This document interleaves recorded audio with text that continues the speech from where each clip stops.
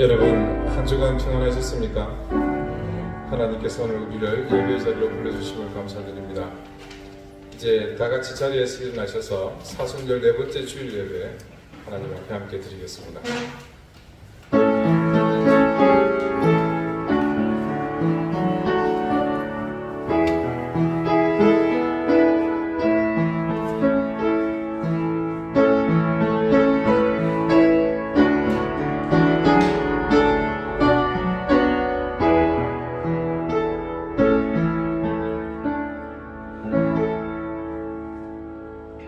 내가 무엇을 가지고 여호와 앞에 나아가며 높으신 하나님께 경배할까? 사람아, 주께서 선한 것이 무엇임을 네게 보이셨나니 여호와께서 네게 구하시는 것은 오직 정의를 행하며 인자를 사랑하며 겸손하게 네 하나님과 함께 행하는 것이 아니냐. 아멘. 십자가의 고난이 기다리는 죽음의 언덕을 향해 무거운 발걸음을 옮기시는 주님, 오늘 그리고 지금 이 순간 우리를 위해 골고다의 거친 언덕길을 오르시며 내쉬는 거친 숨소리가 우리에게 살아 숨쉬고 있음을 느낍니다. 그 사랑의 무게가 얼마인지 우리의 얕은 지식은 가늠조차 할 수 없지만 그 위대하신 걸음은 그런 깨닫지 못하고 가늠조차 하지 못하는 우리 같은 인생을 향해서도 거침없이 날아올랐습니다. 오늘 주님의 그 거룩하신 걸음을 생각하며 우리의 모든 인식과 우리의 모든 자존감을 내버리고 무릎 꿇고 머리 숙여 우리의 모든 것을 쏟아부어 경배와 찬송을 드립니다. 우리의 경배와 찬송을 받으시옵소서. 우리의 예배를 받으시옵소서. 예수 그리스도의 이름으로 기원하옵나이다. 아멘. 3장 함께 찬송하겠습니다.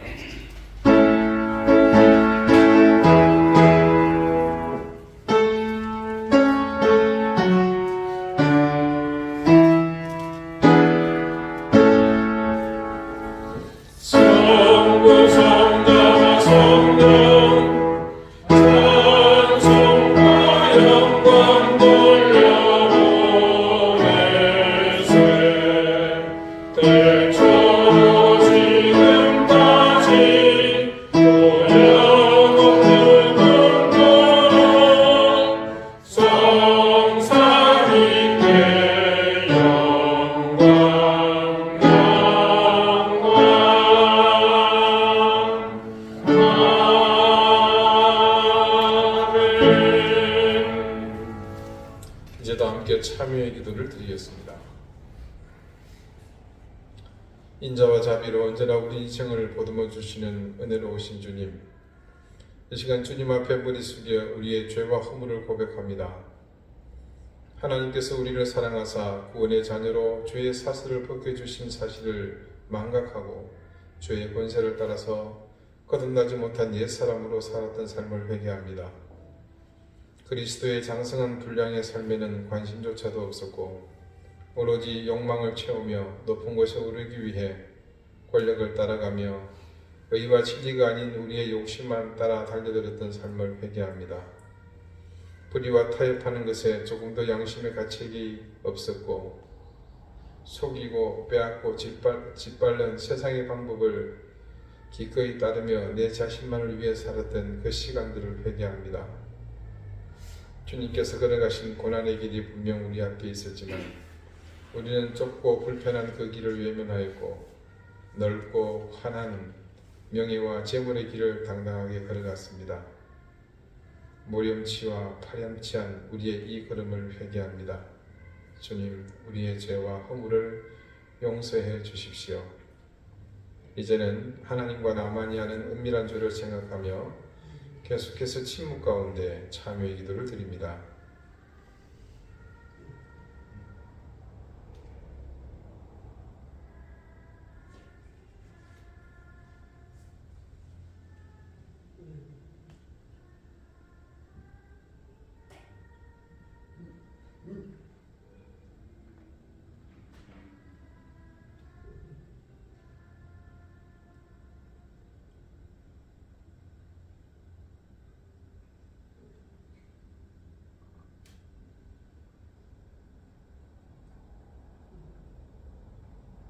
하나님께서는 자신의 부끄러운 죄를 솔직하게 고백하는 사람들에게 말씀하십니다. 그 빛 가운데 계신 것 같이 우리도 빛 가운데 행하면 우리가 서로 사귐이 있고 그 아들 예수의 피가 우리를 모든 죄에서 깨끗하게 하실 것이요. 아멘. 이제는 사도신경으로 우리의 신앙을 고백하오니 나는 전능하신 아버지 하나님 천지의 창조주를 믿습니다. 나는 그의 유일하신 아들 우리 주 예수 그리스도를 믿습니다. 그는 성령으로 잉태되어 동정녀 마리아에게서 나시고 본디오 빌라도에게 고난을 받아 십자가에 못 박혀 죽으시고 장사된 지 사흘 만에 죽은 자 가운데서 다시 살아나셨으며 하늘에 오르시어 전능하신 아버지 하나님 우편에 앉아 계시다가 거기로부터 살아있는 자와 죽은 자를 심판하러 오십니다. 나는 성령을 믿으며 거룩한 공교회와 성도의 교제와 죄를 용서받는 것과 몸의 부활과 영생을 믿습니다. 아멘. 자리에 앉으시기 바랍니다. 이제 다 함께 성시를 교독하겠습니다. 성시는 교독문 127번 사순절 네 번째입니다.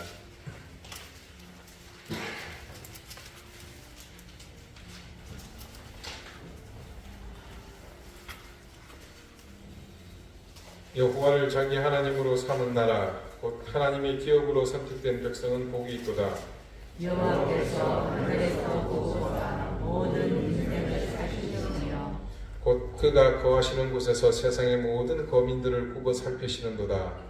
그는 그들 모두의 마음을 지으시며 그들의 하나님을 굽어 살피시는도다. 많은 군대로 구원 얻은 왕이 없으며 용사가 힘이 세어도 스스로 구원하지 못하는도다. 우리 영혼이 여호와를 바라며 그는 우리의 도움과 방패시로다. 우리 마음이 그를 즐거워하며 우리가 그의 성호를 의지하였기 때문이로다.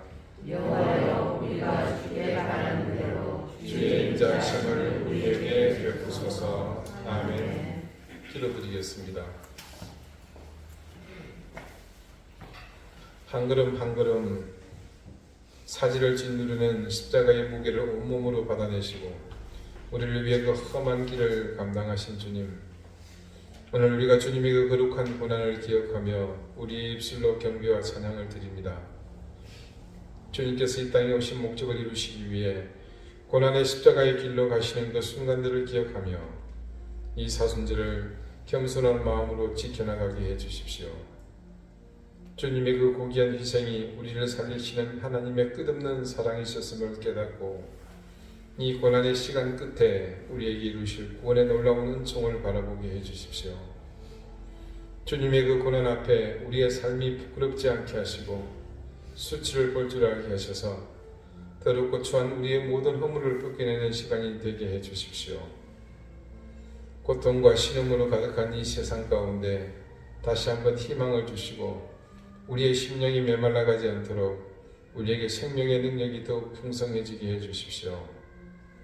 인생들의 내면이 피폐해지지 않게 해주시고 어려울 때일수록 서로를 사랑하며 양보하고 인내함으로 이 고난을 함께 이겨나가게 해주십시오.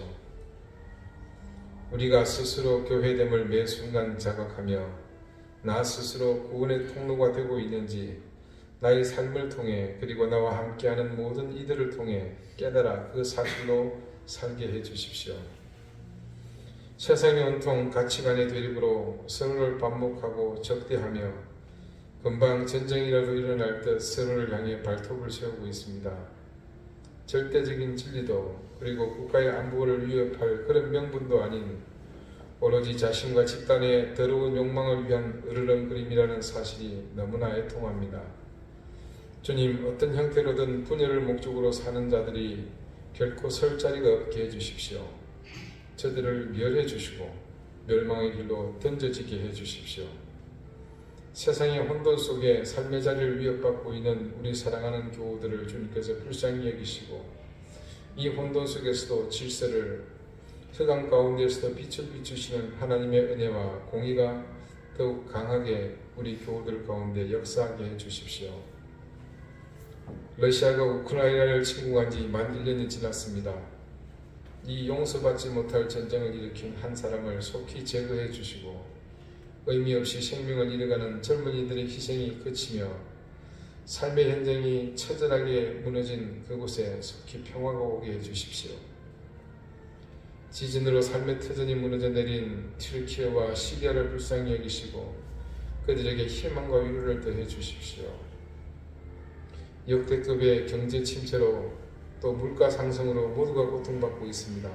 하나님 이 땅을 불쌍히 여기시고 속히 이 고난이 지나가게 해 주십시오. 연일 들리는 산불 소식에 하나님 가슴을 졸이는 이웃들이 있습니다. 하나님 그들을 긍휼히 여겨주시고 하나님의 은혜의 손길로 보듬어 주십시오.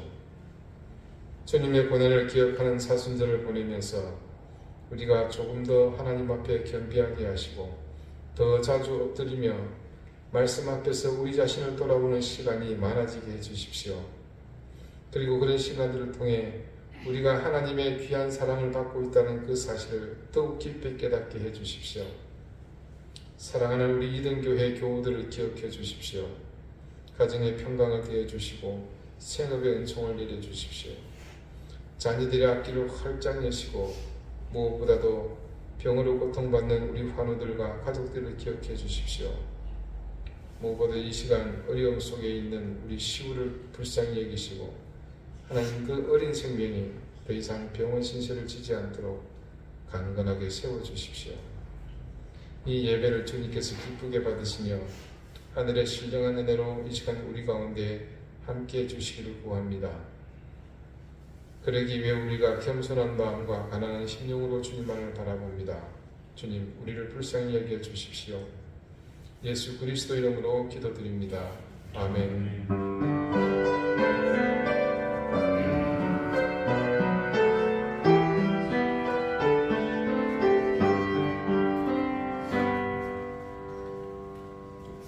(25장) 함께 찬송하겠습니다.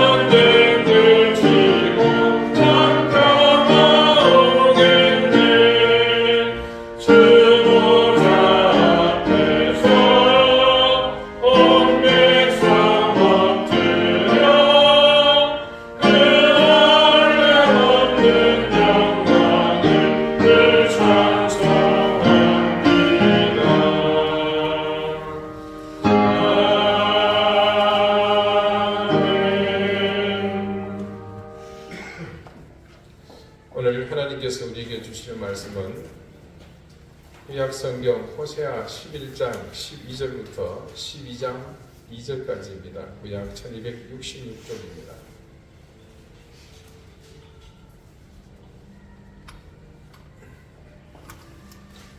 호세아 11장 12절부터 12장 2절까지의 말씀을 제가 읽겠습니다.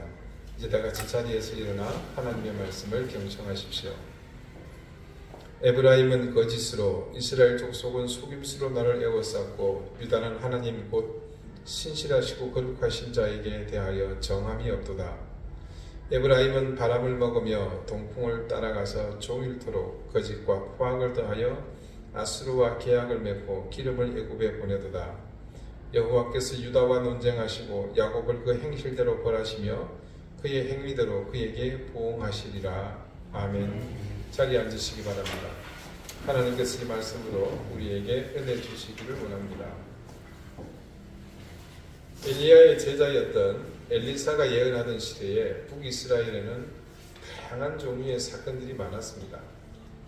그 가운데 한 번은 아람 왕 벤하닷이 북이스라엘의 수도인 사마리아를 침공해서 성을 완전히 포위한 일이 있었습니다. 여러분 이하 6장에 기록된 내용입니다.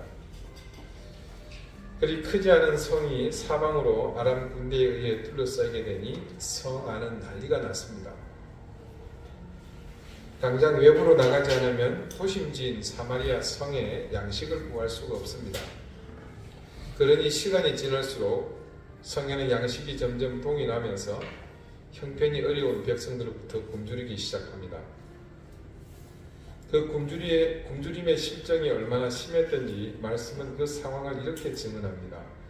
열왕기하 6장 24절과 25절입니다.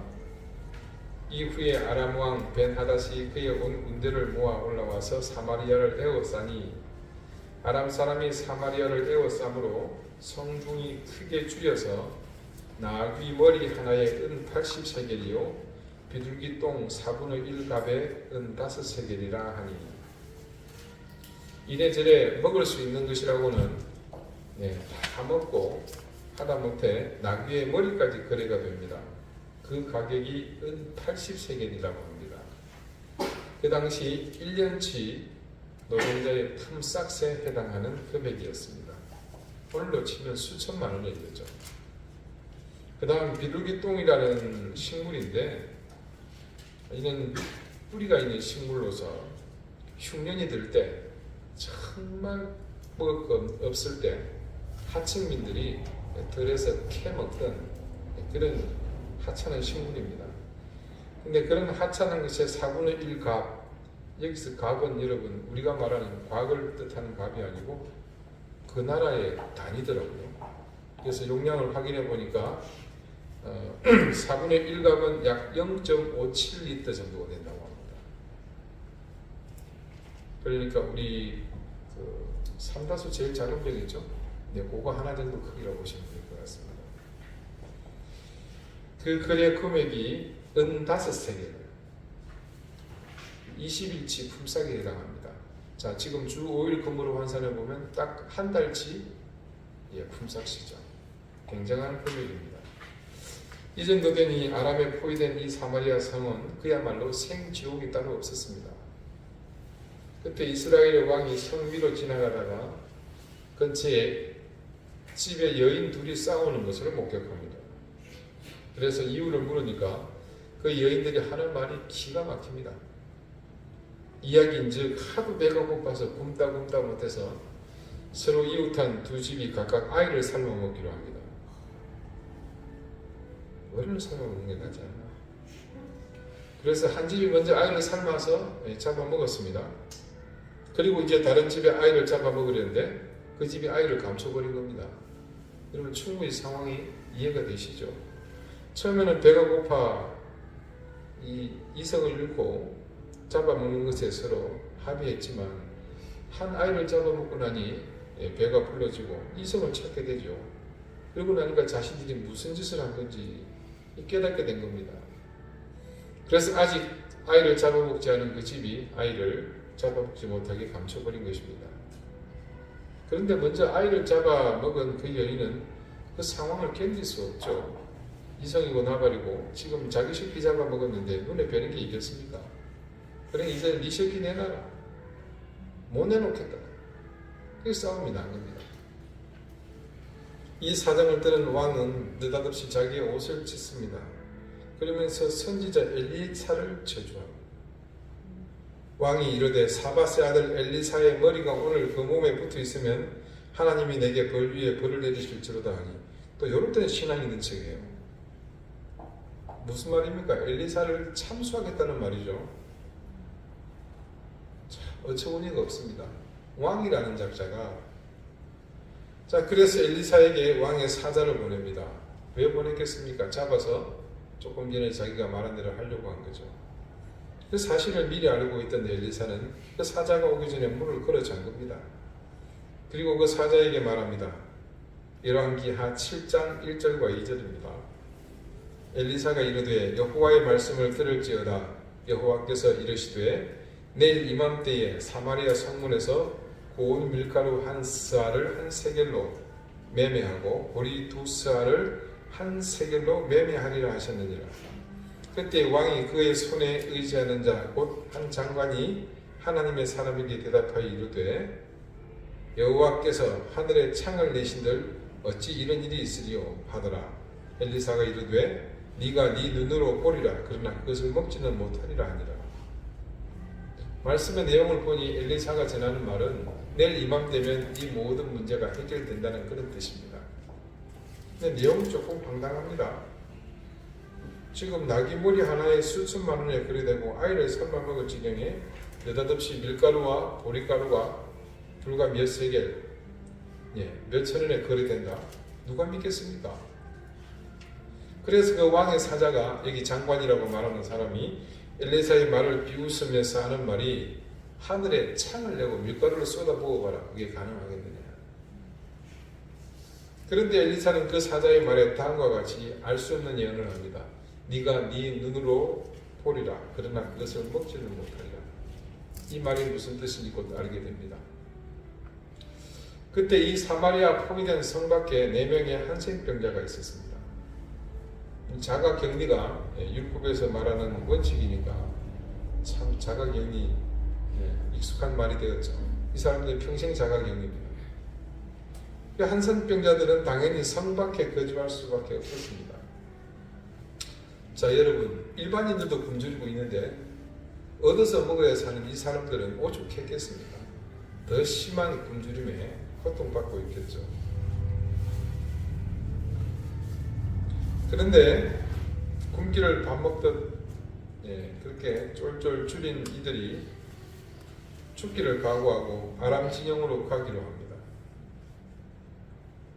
그게 여러분 앉아서 굶어 죽거나 거기 가서 칼에 맞아 죽거나 죽는 것은 매일반이거든요. 혹시 압니까? 누가 불쌍히 여기서 먹을 것을 좀 줄지. 하여튼 그런 기대로 간 겁니다. 근데 이때 놀라운 일이 일어납니다. 자, 여러분 허기질 때 끌어보셨죠? 질질 끌고 갑니다. 근데 하나님께서 이 소리를 증폭시키시고 변화를 합니다. 새롭게 코딩을 하신 거죠. 일상이 늘 성 밖에서 진을 치고 이스라엘 백성을 위협하던 그들 아닙니까? 여기저기 산에 진미를 쌓아놓고 부어라 마시라 하고 있는 그들이 갑자기 하나님이 만든 소리가 들려옵니다. 거대한 군대가 몰려오는 소리로 들린 겁니다. 순간 깜짝 놀랐습니다. 그 이스라엘 왕이 군대를 어디서 빌려봐가지고 우리를 침공하러 옵니다. 동시에 모두가 그렇게 생각함과 함께 걸어만 날 살려라. 다 집어던지고 전부 도주를 한 겁니다. 자, 이런 사실을 알리고 없는 한센병자들이 그 진영에 와보니까 사람은 없고 여기저기 횃불은 밝혀져 있고 먹을 것은 널브러져 있고 아싸 얼마나 신납니까? 막 주섬주섬 막 허기를 채우고 집어 먹었습니다. 저기 보니까 돈 좀 나가 비싸게 보이는 것들이 있거든요. 막 챙깁니다. 그러다가 옆에 한 사람이 야이 무디 자식아 우리가 이래가 되겠나? 지금 성 안에 있는 사람들은 쫄쫄 굶는데 우리가 빨리 가서 이 소식을 전해야 안 되겠느냐? 그러니까 맞다. 그리고는 성문 앞으로 갑니다. 이거 보시오. 지금 밖에 아람 진영의 군대가 다 물러가고 아무도 없고 개미새끼 한 마리 없습니다. 그리고 먹을 게 사방천지에 있습니다. 자, 그렇게 하고 있으니 성문을 지키던 군사들이 어떻게 생각했겠습니까? 산거짓골로 하고 와가지고 뭔 얘기를 하니까 저놈들이 하도 굶어가지고 그 끝을 본 모양이구나. 그렇게 생각을 하는데 바락바락 그게 아니라고 진짜라고 얘기를 하니까 왕이 사람을 보냈습니다. 정탐을 보내서 확인해 보니까 이 한센 병자들의 말이 맞는 겁니다. 이 소식이 즉각 성내에 퍼지게 되고 어떻게 됐겠습니까? 굶주린 백성들이 일시에 성문으로 모여 나옵니다. 그때 왕의 명으로 성문을 지키고 있던 어젯밤에 엘리사를 찾아왔던 그 사람, 하늘에 창을 낸다고 한들 그런 일이 있겠느냐고 비웃던 그가 백성들에게 질서를 지키시오, 줄을 서시오 하다가 뭐라 그래? 툭 밀면서 넘어지고 사람들 밟고 지나가니까 그만 숨이 끊어지고 말았습니다. 자, 아까 그 엘리사가 예언한 내용이 뭔지 이제 이해가 되시죠? 성경 말씀에는 이렇게 적들에게 둘러싸여서 위험을 겪었던 사람들의 이야기들이 많이 증거되어 있습니다. 우리 지금 멜리 큐티를 통해서도 한 인물을 만나지 않습니까? 자, 여기는 아람 군대에 의해 당시 죄악에 빠진 북이스라엘의 왕이 또 그 백성들이 변을 당했지만 대부분은 그 반대의 경우가 많습니다. 사도행전 20장 22절 이하의 말씀을 여러분은 기억하실 겁니다.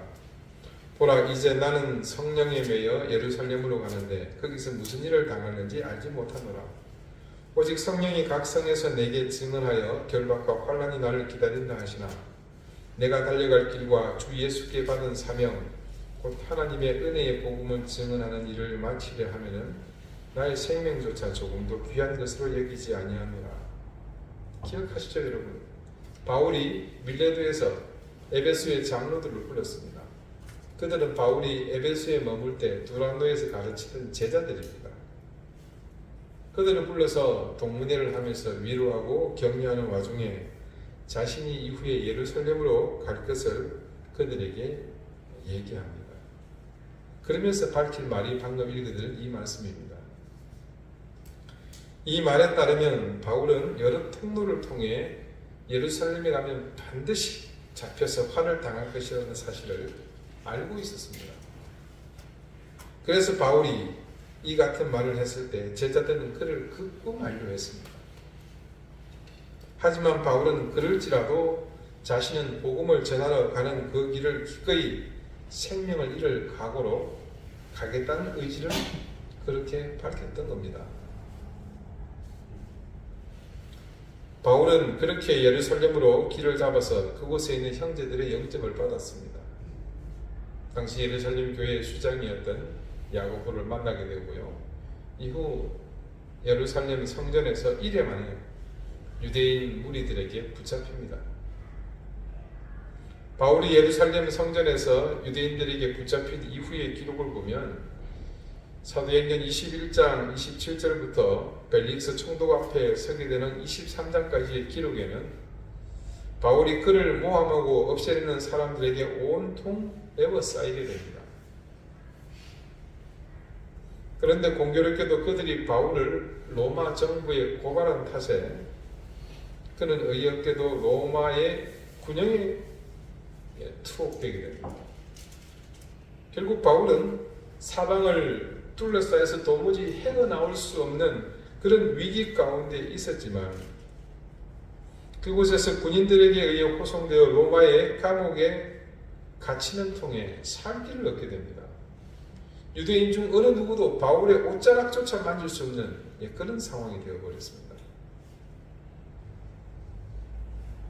그러자 유대인들은 이 상황을 눈치채고 이제 후로 로마로 넘겨지면 자신들에게 기회가 없다는 것을 알고는 바울이 이제 호송될 텐데 가이사랴로 가는 그 길목에서 습격해서 그를 죽이자 그렇게 모의합니다. 근데 이 사실이 바울의 생질에 의해서 알려지게 됩니다. 그러자 바울을 감금하고 있는 그 진영의 최고 책임자인 천부장이 더 많은 군사를 모아서 이 바울을 지키게 됩니다. 사도행전 말씀에 따르면 바울을 죽이고자 모의하여 급습하기로 한 사람들이 40여 명이었다 그렇게 기록합니다. 그에 반해 말씀에 기록된 바에 따르면 사도행전 23장 23절입니다.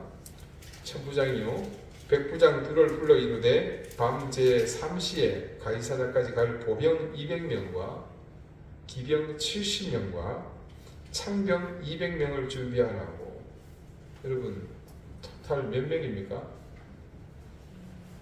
보병 200명, 기병 70명, 창병 200명. 네. 무려 470명의 정예 로마 병사가 바울 한 사람 호송해서 가이사랴로 갑니다. 유대인들이 바울을 죽이고자 해서 모인 사람의 무려 22배에 가깝습니다.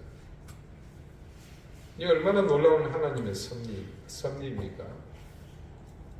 그런데 그 법정, 바울이 서서 정죄받았던 그 공회는 수년 전 우리 주님이 서셨던 바로 그곳이기도 합니다. 우리 주님 역시 그곳에서 사람들에게 애워싸였습니다. 주님을 애워싼 그들은 한결같이 모두가 주님을 대적하고 주님을 죽이고자 하는 사람들이었습니다. 그때 상황을 기록하고 있는 마태복음 26장 57절에서 68절까지의 말씀을 제가 읽어드립니다. 예수를 잡은 그들이 그를 끌고 대제사장 가야바에게로 가니 거기 서기관과 장로들이 모여 있더라.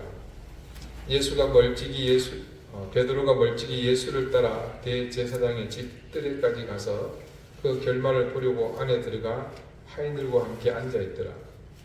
대제사장들과 온 공회가 예수를 죽이려고 그를 칠 거짓 증거를 찾으매 거짓 증인이 많이 왔으나 얻지 못하더니 후에 두 사람이 와서 이르되 이 사람의 말이 내가 하나님의 성전을 헐고 사흘 동안에 지을 수 있다 하더라 하니 대제사장이 일어서서 예수께 묻되 아무 대답도 없느냐 이 사람들이 너를 치는 증거가 어떠하냐 하되 예수께서 침묵하시거늘 대제사장이 이르되 내가 너로 살아계신 하나님께 맹세하게 하노니 네가 하나님의 아들 그리스도인지 우리에게 말하라.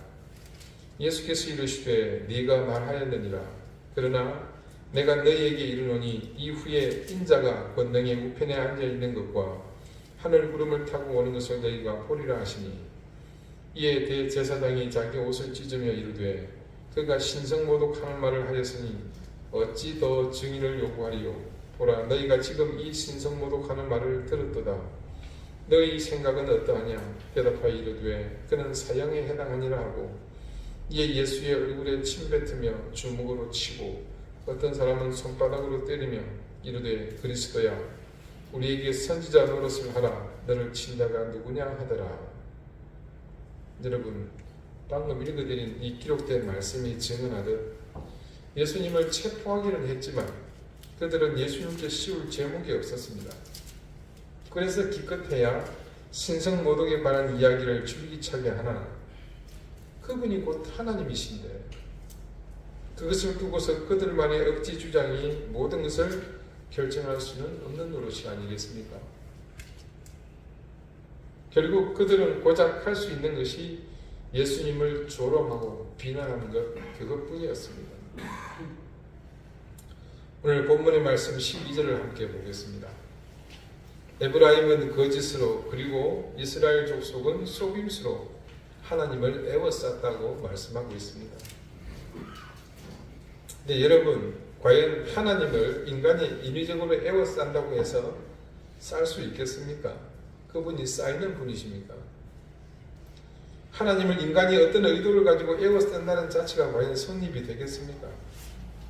그런데 성립이 안 되는 그 일을 할 수 있는 힘이 있었습니다. 그게 보니 오늘 거짓과 속임수였던 겁니다. 진실은 그랬습니다. 하나님을 애워쌀 수는 없습니다. 그들이 하나님을 속이고 거짓을 행하기에 그것이 가능했던 것입니다. 하나님께 나아가는 것은 오직 의와 진실 그리고 거룩함입니다. 그들에게 의와 진실이 사라지고 거룩마저 모두 없어져 버렸기에 거짓과 속임수로 하나님을 둘러쳤을 뿐입니다. 그렇게 거짓과 속임수로 하나님을 둘러싼 이유는 다름 아닌 하나님의 눈을 속이기 위함이었습니다. 그런 사실을 더욱 뒷받침하는 말이 그 다음 이스라엘이 아닌 유다의 태도에서 정확하게 드러납니다. 12절 후반부를 봅시다. 유다는 하나님 곧 신실하시고 거룩하신 자에게 대하여 정함이 없도다. 유다마저도 하나님을 향해 정함, 즉 바르지 않고 하나님의 뜻을 따르는 것이 없다고 증거하는 것에서 알 수 있듯이 그렇게 모두가 하나님을 속이는 목적 외에는 없다는 사실을 알 수 있습니다. 남과 북이스라엘 전체를 통틀어 하나님을 거짓과 속임수로 에워쌌다는 것은 그들이 종국에는 하나님의 심판에 이르게 된 중요한 원인 중 하나라고 볼 수 있습니다. 여러분, 만약에 이스라엘에 진실이 있었다면, 의의가 있었다면 그들은 늘 하나님을 향해 자신들의 죄로 인해 고통스러워하며 하나님의 자비를 구해야 옳습니다. 그러나 그들은 늘 속이고 거짓으로 일관한 거룩하지 못한 삶을 주로 살았기 때문에 회개도 또 회개로 인한 애통함이나 울부짖음도 그들 가운데는 없었습니다. 이런 그들의 삶은 하나님과 올바른 교제와 더불어 택함받은 백성으로서의 마땅한 삶조차도 남아있지 않은 모습이었습니다. 요한복음에는 가늠하다 잡혀서 그 현장에서 잡혀 예수님께로 끌려온 여인에 대한 이야기가 있습니다. 서기관과 바리새인은 예수님을 시험하기 위해 그 여인을 예수님 앞에 내어놓고 처분을 내려달라 합니다. 자, 가부간 어떤 결정이든 두 가지를 날 수 있습니다. 그러나 어떤 것이든 예수님은 그 판결을 내렸을 때 그들의 함정에서 피해갈 수 없습니다.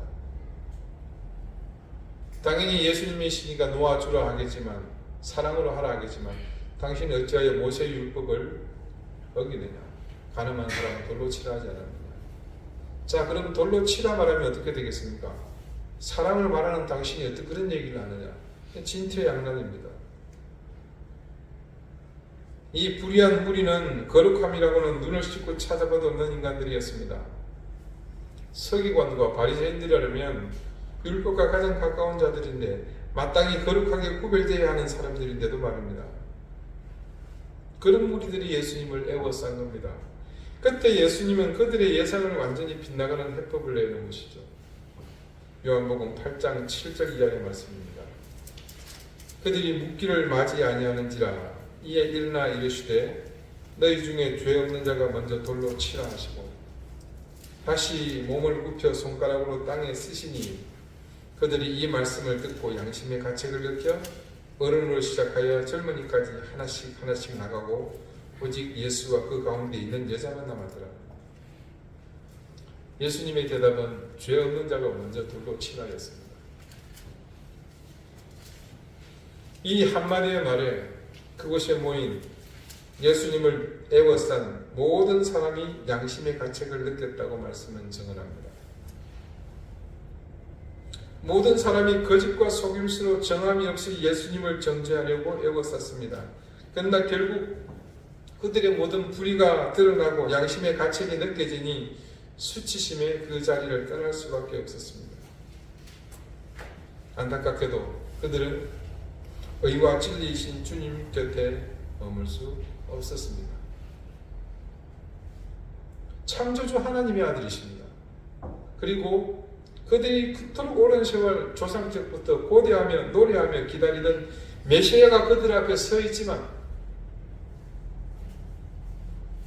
불행하게도 그들은 모두 그 자리를 떠날 수밖에 없었습니다.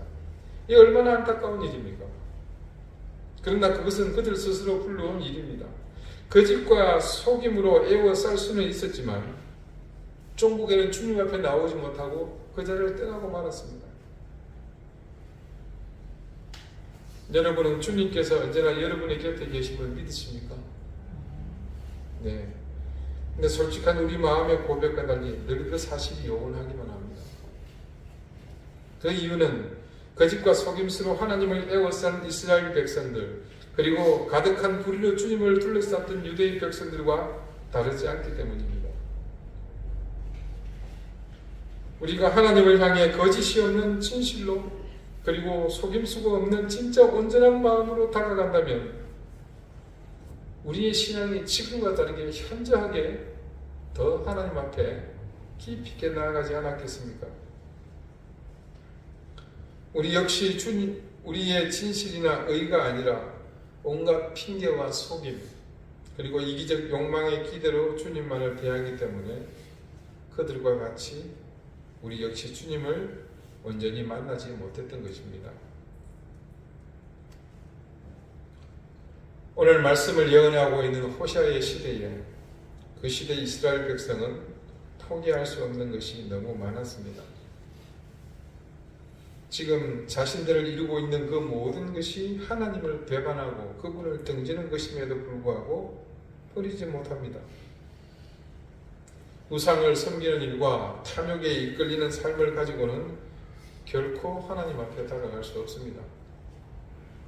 그런데도 그들은 하나님께 간다고 하나 결국 그들이 말하는 하나님께로 가는 것은 거짓과 속임수로 그저 하나님을 애워쌀 뿐입니다. 예수님을 못 박은 자들을 보십시오. 그리고 그 자리에 몰려온 구경꾼들을 보십시오.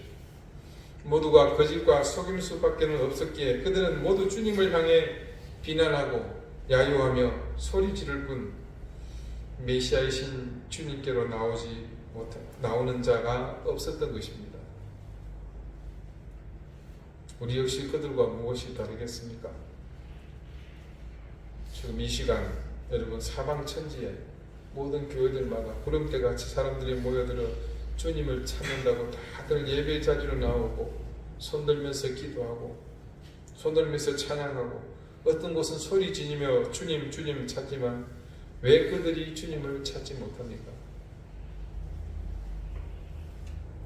수천 년 전 먼저 하나님께 선택받았던 그들이 그렇게 하나님을 거짓과 속임수로 애워싸기만 했을 뿐 하나님께로 누구도 다가가지 못했던 것처럼 모두가 그 모습을 답습하고 있기 때문입니다. 우리 주님이 십자가에 달려 돌아가시던 그때를 한번 생각해 봅시다. 우리 주님께서 공의 앞에서 모욕을 당하시고 그리고는 빌라도의 법정으로 넘겨주셨습니다. 그리고 불의한 그 재판정은 주님께 사형을 선고했습니다. 십자가 처형이라는 부당한 사형 선고가 알려지고 이튿날 예루살렘 성내는 온통 주님의 십자가 처형을 구경하기 위해 구름같이 사람들이 모여들었습니다. 주님은 그렇게 여전히 불의한 사람들에 둘러싸였고 그 가운데서 십자가의 길을 묵묵히 가셨습니다. 불의로 온통 주님의 주변이 둘러쳐졌지만 놀랍게도 그 가운데서 의와 진실은 빛을 발했습니다. 부당한 그 사형 선고를 집행하던 책임자인 로마의 백부장은 주님이 의인이었다는 사실을 알고는 스스로 그분은 의인이라고 고백했습니다. 모두가 비난하며 욕하는 가운데 함께 달린 우편의 강도는 그분이 진짜 메시아요 구주라는 것을 알고는 자신의 영혼을 부탁했습니다. 거짓과 속임수로 그리고 정함이 없이 주님을 둘러싸기만 했던 그곳에 주님께로 나아온 사람이 있었다는 말입니다. 이 얼마나 놀라운 일입니까? 사랑하는 여러분, 우리의 진실 그리고 그분을 향한 온전한 헌신이었다면 우리 역시 주님을 거짓과 속임수 그리고 정함이 없이 애워싸기만 할 뿐입니다. 오래전부터 그렇게 익숙하게 그분을 둘러싸고 애워싸면서 돌아가면 그것이 우리에게 만족한 예배였고 그런 삶이 신앙생활이었습니다. 그래서 우리는 늘 주님을 찾지만 만나지 못했고 늘 예배를 드리지만 잠깐의 감동과 죄책 때문에 생기는 후회만 있었을 뿐 더 이상 삶의 회개로 변화로 이어지지 못했습니다. 진짜 신앙은 주님께로 들어가야 합니다. 진짜 예배는 주님의 만져주심이 있어야 합니다. 주님께로 들어가는 길 그리고 주님의 만져주심은 오로지 우리가 거짓과 속임수가 아닌 진실과 온전한 헌신으로 그분께 다가갈 때 일어납니다. 우리를 지배하는 모든 욕망을 내려놓아야 합니다. 그래야만 탐욕에 이끌리는 우리 심령이 더 이상 허탄한 곳을 바라보지 않습니다. 그때 우리는 주님을 향해 들어갈 수 있습니다. 우리의 생각을 지배하고 있는 모든 삶의 제목들을 모두 던져버려야 합니다. 분주한 마음과 혼란한 생각들을 비워내면 그때 고요한 우리의 심령으로 그분께 들어갈 수 있습니다. 오늘 사순절 4번째 주일입니다. 우리가 진정 주님의 고난에 참여하는 것이 여러분 어떤 의미이겠습니까? 우리 이든교회 교우 여러분, 저는 여러분이 모두 거짓과 속임수로 주님의 주변에 머무는 신앙에서 벗어나 그분께로 늘 들어가며 그리고 그분의 만져주심을 늘 경험하는 그런 신앙의 삶을 사시기를 바랍니다. 그분께로 들어가며 그분의 만져주심을 경험한다면 이전에 여러분이 소중하게 여기며 꼭 집어넣지 못하던 것들이 얼마나 헛된 것들인지를 깨닫게 될 것입니다. 저는 여러분이 모두 그렇게 주님께로 들어가며 주님의 만져주심을 경험하여 하루하루가 정말 복되고 은혜로운 삶이 되시기를 바랍니다. 기도드리시겠습니다. 주님, 이제껏 우리는 우리의 것들로만 주님을 만나려고 했습니다. 이스라엘처럼 거짓과 속임수로 그리고 유다와 같이 정함이 없이 주님을 향해 나갔습니다.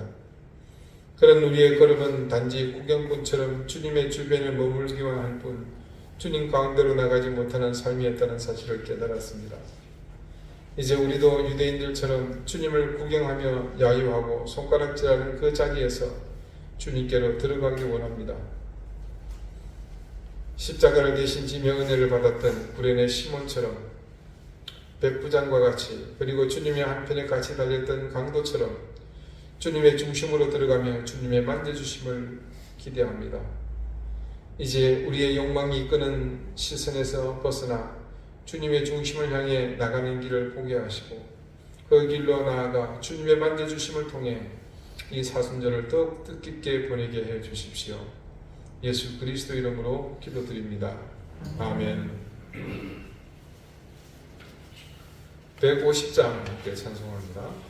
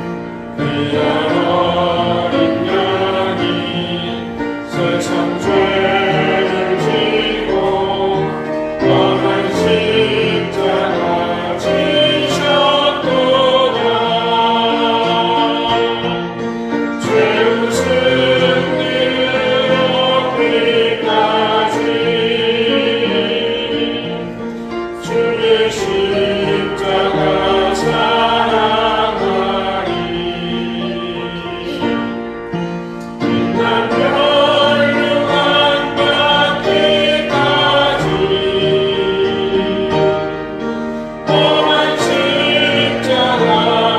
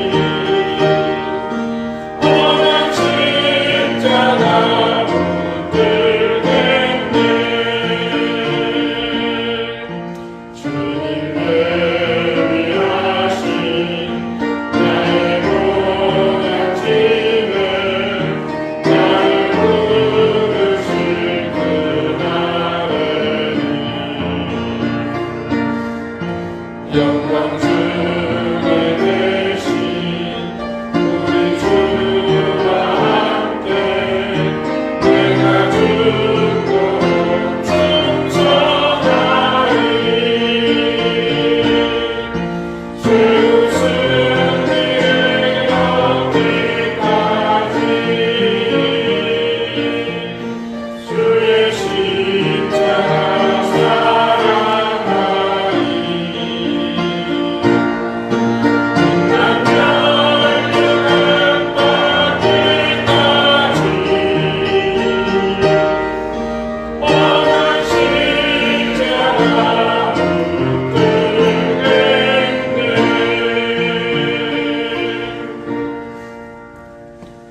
자비로우신 하나님, 우리를 위해 험한 십자가를 지신 주님의 은혜와 사랑을 감사드립니다. 우리에게 주신 생명과 사랑하는 가족들, 주님께 예배할 수 있는 이 예배당과 함께 교회된 우리 지체들, 이 모든 것이 하나님의 은혜임을 믿습니다. 하나님 주신 은혜를 기억하며 감사하는 마음으로 주님께 예물을 드립니다. 우리의 마음과 정성, 우리의 삶과 인생을 담아 드립니다. 하나님 기쁘게 받아주십시오. 그인 손길을 기억하시고 하늘의 신령한 은혜와 땅의 기름진 복을 더하시며 주의 놀라운 은총들이 함께 하시기를 구합니다. 질고를 고통당하는 사랑하는 지체들에게 하나님께서 치유의 은총을 더해 주시고 하나님 핍절한 가운데 체험을 주시고 절망과 낙심 가운데 위로와 소망을 더해 주셔서 우리의 삶이 하나님의 은혜로 더욱 풍성해지며 언제나 복을 누리게 해 주십시오. 감사드리며 예수 그리스도 이름으로 봉헌 기도드립니다. 아멘. 예, 교회 소식 알려드리겠습니다. 우리 계속해서 환우들을 위해서 잊지 말고 기도해 주시고요. 어제 우리 이소희 집사님이 한문철 집사님과 함께 벽에 벽화를 그리셨습니다. 우리 길 옆에 가로로 된 거기에다가 멋진 그림을 그려주셨는데 감사합니다. 숙고해 주셔서 우리 박수로 감사 마음 드립니다. 네. 계속해서 기도의 제목들을 보시고 함께 그렇게 기도해 주시면 감사하겠습니다. 다 같이 자리에서 일어나셔서 우리 앞뒤 좌우에 계신 분들과 다정하게 인사하시겠습니다. 네. 54장 함께 찬송하겠습니다.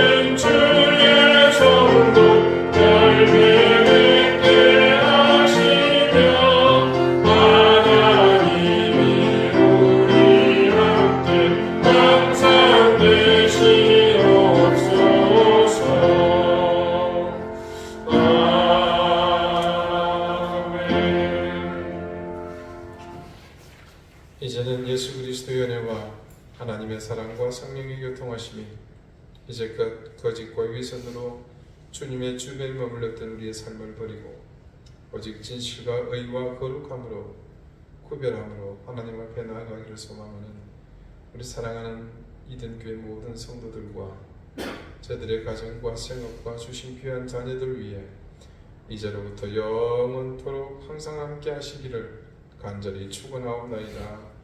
아멘.